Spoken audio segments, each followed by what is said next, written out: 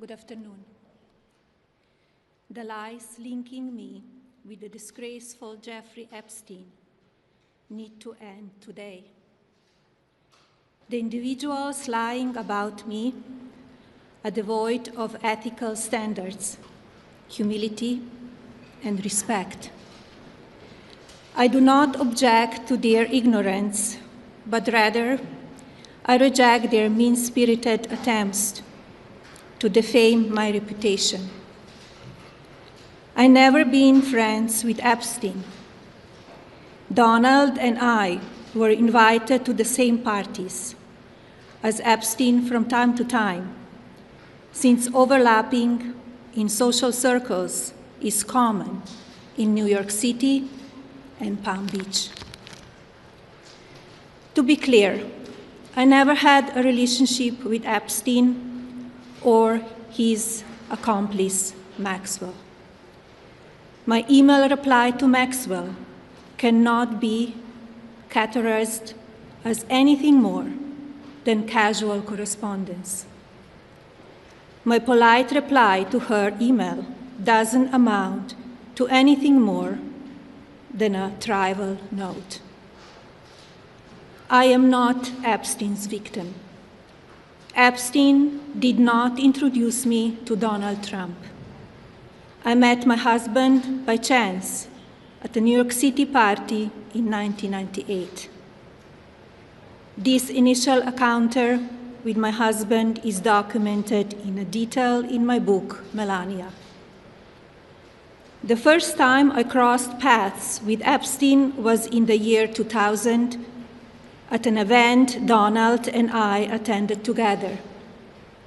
At the time, I had never met Epstein and had no knowledge of his criminal undertakings. Numerous fake images and statements about Epstein and me have been circulating on social media for years now. Be cautious about what you believe. These images and stories are completely false. I'm not a witness or a named witness in connection with any of Epstein's crimes. My name has never appeared in court documents, depositions, victim statements, or FBI interviews surrounding the Epstein matter. I have never had any knowledge of Epstein's abuse of his victims. I was never involved in any capacity. I was not a participant, was never on Epstein's plane, and never visited his private island. I have never been legally accused or convinced of a crime in connection with Epstein's sex trafficking, abuse of minors, and other repulsive behavior. The false smears about me from mean-spirited and politically motivated individuals and entities looking to cause damage to my good name, to gain financially and climb politically, must stop. My attorneys and I have fought these unfounded and baseless lies with success and will continue to maintain my sound reputation without hesitation. To date, several individuals and companies have been legally obligated to publicly apologize and retract their lies about me, such as Daily Beast, James Carville, and HarperCollins, UK. Now is the time for Congress to act. Epstein was not alone.